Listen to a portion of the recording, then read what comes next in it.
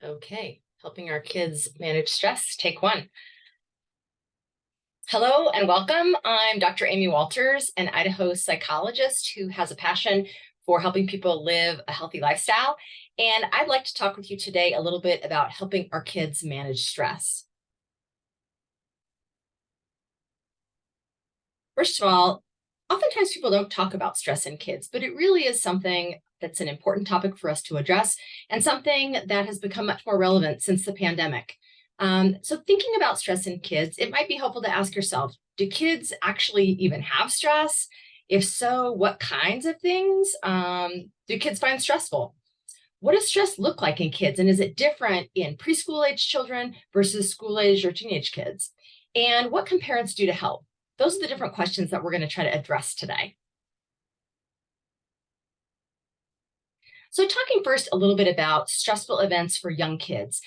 When I talk with families about stress in kids, I like to break it up a little bit and talk by the different ages because depending on developmental level, we may see different kinds of things. So, we're going to talk in this video about young kids and school age kids, and then I'll do another video for you about stress in teens.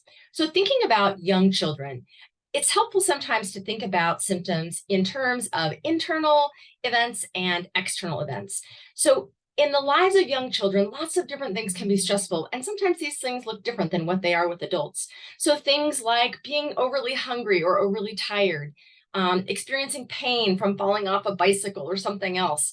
Um, Being in an environment that's overly stimulating, too much going on visually or too much noise, being subject to significant temperature changes, maybe a room that's really hot or being in a space that's really cold. Maybe it's an environment where they're feeling really crowded and cramped and overwhelmed. As I mentioned, being too tired, fatigue is definitely something that we can see in our toddlers and preschool age children. And then just this idea of overstimulation or understimulation. So being in a situation that's really boring, not enough going on, can also be stressful for these kids.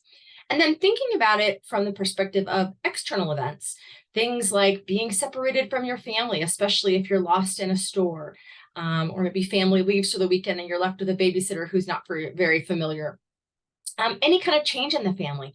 This could be a marriage, it could be the birth of a sibling, it could be a divorce, it could be a new marriage, any kind of change in the family. A sibling leaving for college can be stressful for young children. Definitely conflicts within the family. So if we're seeing arguing among parents, significant arguing among siblings, or with an older sibling and parents, those things can all be stressful for young children. If they've been exposed to some kind of violence or experiencing aggression, or maybe they're observing domestic abuse, these things are obviously very stressful. Losing something that's very special to them, like it might be a special blanket or a special doll or other toy, or losing a pet is very significant for young children, as I mentioned, family changes and loss of a family member. Sometimes having unrealistic expectations for our young children, being in an environment where they feel like they can just never meet those demands or perform at a level that they've been asked to perform. Or if we're hurrying them in their daily lives, and they start to feel disorganized and overwhelmed, that can also be stressful.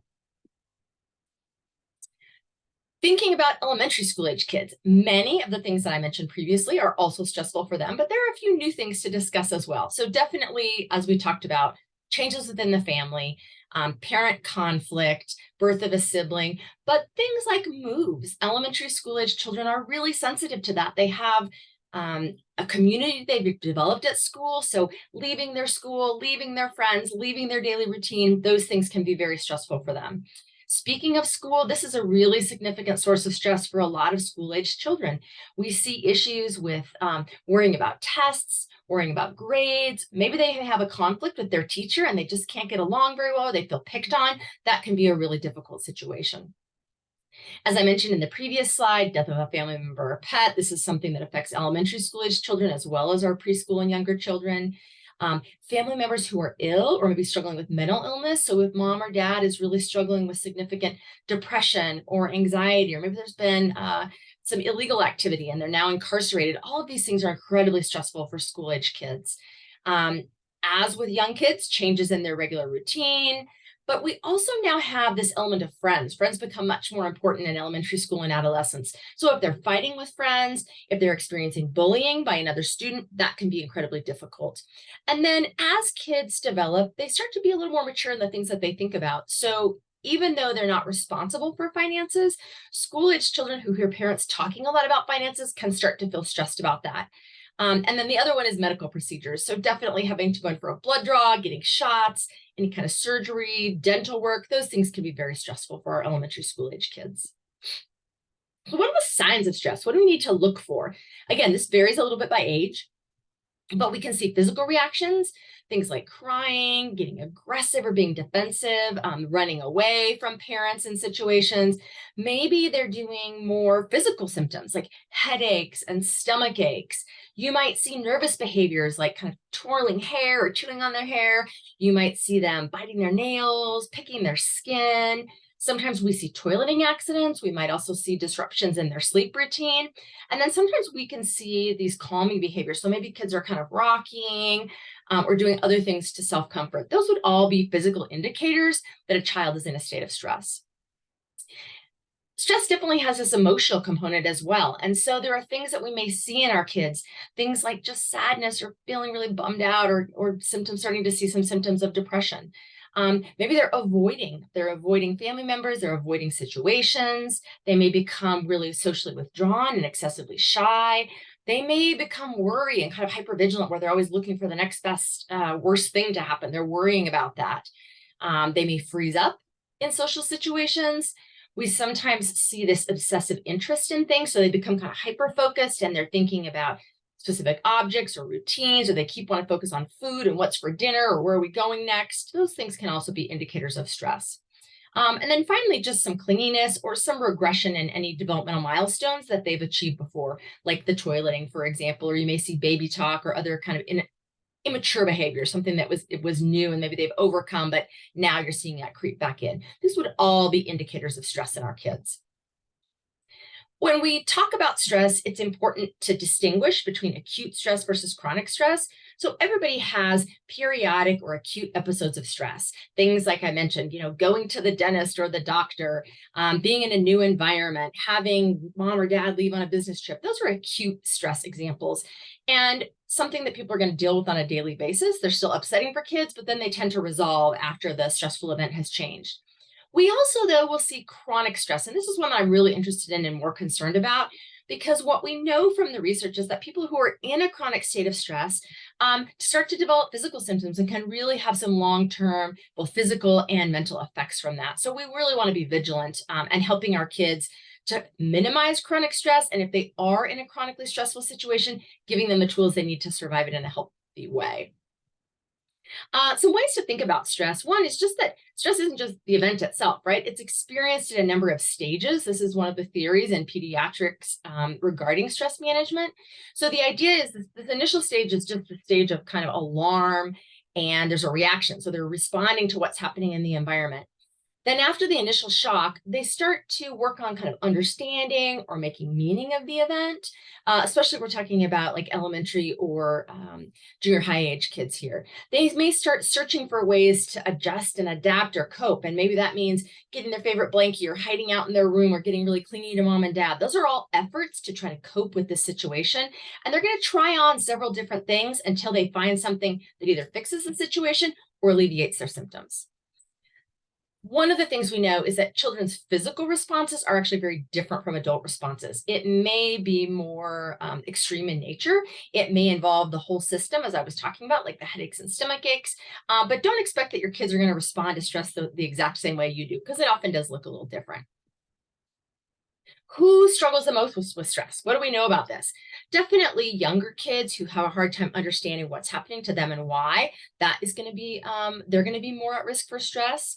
And then temperament plays an important role. So our kids who are kind of have a difficult temperament, maybe they're slow to warm up, maybe they're just really sensitive by nature and tend to have these strong emotions to either sounds or textures or changes or things like that. We also see an increased stress response in kids who were born prematurely. There's some thought that that nervous system doesn't develop in quite the same way. kids who have delays in their development, especially cognitive development, and then kids who have experienced prenatal stress. So right before they're born, parents are in a high state of stress. We think that that may actually sensitize them, and they then become more sensitive to stress later on. So we've talked a lot about stress and kind of what that looks like and what can cause stress in kids. Now I'd like to talk just a little bit about how do we manage this, because that's where the rubber meets the road. That's where we really want to be able to help our kids through this. And again, I want to talk about it a little bit differently in terms of young kids versus our elementary school age kids. First of all, we know that certain kids will adapt better than others. And those who have strong developmental skills, those kids who already have some coping strategies are going to fare better than our kids who struggle and don't have any kind of skills already. We see that kids under the age of 6 are actually less capable of certain skills. So this idea of kind of being able to think about stressful events or adjust to the situation or understand it isn't going to be possible for some of our young kids. So that's when parents are really going to have to step in and do some of this for them. For our older kids, our elementary school age kids, they can start to have that cognitive development where they can start to understand those things and may be able to have conversations with you about it. So how do we support our young children with stress? First of all, just keeping a consistent routine. Kids like routine. When it's predictable, they feel safe and secure. So maintaining our habits during times of stress around eating routines, sleeping routines, going to school or daycare, we want to maintain that consistency as much as possible. As I mentioned, kids may have a heightened sensitivity during times of stress, so try to reduce the stimulation. In terms of the environment, just a little less chaos, a little quieter. Maybe we turn down the lights, maybe we reduce the noises, maybe we say no to some of the activities we might do during other times, just to help them give a little sense to get grounded and have a little more calm down time with parents. It's really important to allow time for imaginative play. That's one of the way young kids work through stressful events, is by playing it out or drawing about it or telling stories about it or reading books about it. So we want to provide all those opportunities to our young children.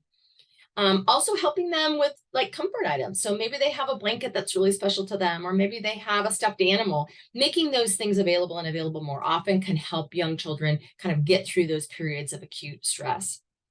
And then finally, we never want to forget increasing that physical support. So having more time with parents, they may just want to sit closer to parents, having more time for hugs and sitting close, cuddling together, all of those kinds of things. And then opportunities to do some physical activity. Exercise is a great way for people of all ages to deal with stress, and kids are no exception. So providing that as well. Again, as we talk about some of our older students, we can think about some positive strategies to kind of help with stress management. First of all, for elementary school age kids, especially older, like 3rd grade and above, it can sometimes be helpful to just talk a little bit about it so they can anticipate that something's going up. Maybe a dental visit, maybe a change in routine, maybe mom or dad, as I mentioned, is going on a business trip. So talking a little bit about that and when it's going to happen, preparing them for what that might look like, and how they could respond if they're feeling upset. We want to be careful with this, and this is the one caveat, that if we overemphasize, if we spend all day long talking about the dentist and how hard it's going to be and all the noises and all the smells, it can actually have the opposite reaction where kids start to kind of feel distressed about that. So keeping it simple, keeping it age appropriate, talking about what will happen and what they can do to help is a good rule of thumb. And then as I mentioned previously, really creating that supportive environment where kids have an opportunity to talk about what's bothering them, or to play it out, or to draw about it, or to even read a book about it. I think we underestimate the power of bibliotherapy sometimes. There are lots of great children's books on different stressful life events, and reading that with your child can really help them understand it from another perspective. And kids learn this way all the time, so it's a great way to do it. And then we want to practice positive coping skills with our elementary school age kids. So this is going to help them feel more effective in dealing with stressful situations. One way we can start with that is just to help them identify some positive coping strategies that fit the situation. So here I have an example about teasing. Maybe your child is just being teased on the playground by another student. So talking through that scenario, asking them what that's like for them, really listening to their responses, and then helping them with some basic skills. So one really important skill is just using your words and telling the other student, hey, I don't like that. You need to stop it. If the student continues, we can walk away or find somebody else to play with. And then finally, if it's just not working, asking an adult for help. Those are an example of three really simple coping strategies, but they're very specific to the situation that we talked about.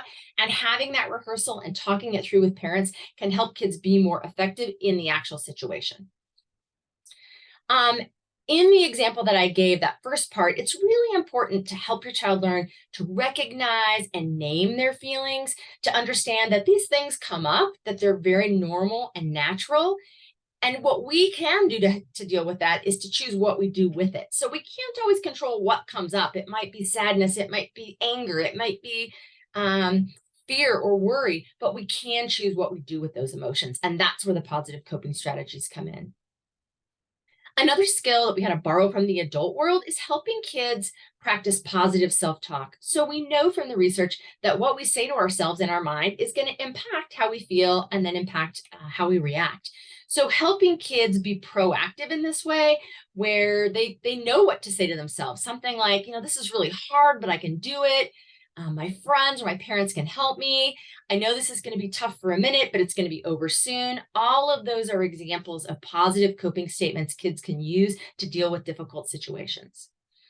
It wouldn't be a good talk about stress if I didn't mention social support. So those are just the people in our lives that give us a sense of comfort that we feel connected to. So increasing contact with parents, grandparents, family friends, close friends, whoever that might be in the child's life that gives them a sense of security and comfort. We want to increase that during times of stress. And don't forget pets. They can play a vital role in this as well. Next, as I mentioned, offering that access to comfort items can also be helpful with elementary school age kids, and then teaching them some actual relaxation strategies, things that they can learn to do during times of stress. I think I actually have a whole slide on this. Yeah. So some of the relaxation skills that adults use can actually be used very effectively with our kids and pediatric patients. So first of all, teaching kids directly about relaxation. What does it mean to relax? What does that look like? And what are some things that you can do to help yourself relax? We could start with something as simple as deep breathing, learning how to belly breathe, take that big deep breath in through the nose, holding it for a couple of seconds, and then slowly blowing it out. And when I work with kids, I like to talk about almost like you're holding a bubble wand and you take that big deep breath in, and then you slowly blow it out through pursed lips, carrying it as long as you can. And if we make a giant bubble, it's long and slow, not all at once. Kids really get those visuals. And when we can connect it to something that they're used to and comfortable with, it really helps them with the skill. Next, movement. As I mentioned, being physically active is a great way to help reduce stress on a physical level. So time outdoors, taking walks, and just noticing the surroundings, doing yoga, doing some stretching, any of those things can be helpful for kids.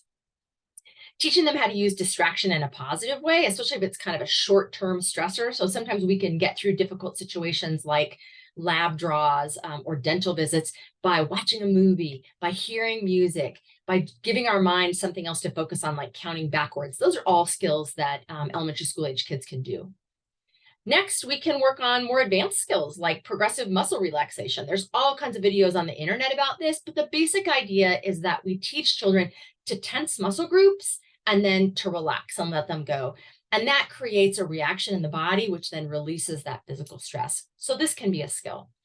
Artistic expression. This could be using clay. It could be making collages about the event. It could be drawing. It could be painting, anything that allows them an opportunity to just express what's going on. Oftentimes for kids in this age group, they're not used to talking about things as much as they are doing things. So if we give them a medium, Play-Doh's another great one, pounding some clay when you're frustrated, all those things can help develop positive coping skills. I put do something physical on there again because we want them moving and getting out and spending time with friends. And then the other skill is visual imagery. This is the idea that we create a scene in our mind as something that's calm and relaxing, kind of like the picture that you see here. Imagine you're at a lake and you're sitting on the bench and you can see the sunset, and we go through all of our senses and imagine ourselves in that space. And that can be a fantastic skill for kids to learn and practice. So key points. Life is stressful and stress is part of life. And so learning how to manage that at an early age is really going to give our kids an advantage. We know, as I mentioned, that prolonged stress can have a negative impact on both physical health and mental health. And managing stress in a healthy and resilient way is an important part of a healthy lifestyle. Kids experience stress just like adults do, but it might look a little bit different. And so we want to help them with, first of all, recognizing their stress, being able to talk about their feelings, have appropriate ways of expressing those feelings, and then some positive coping strategies for managing that stress and the challenges of daily life. I have here for you some of the references that I used for this presentation. I really want to thank you for tuning in and wish you all the best in managing your stress. Thank you.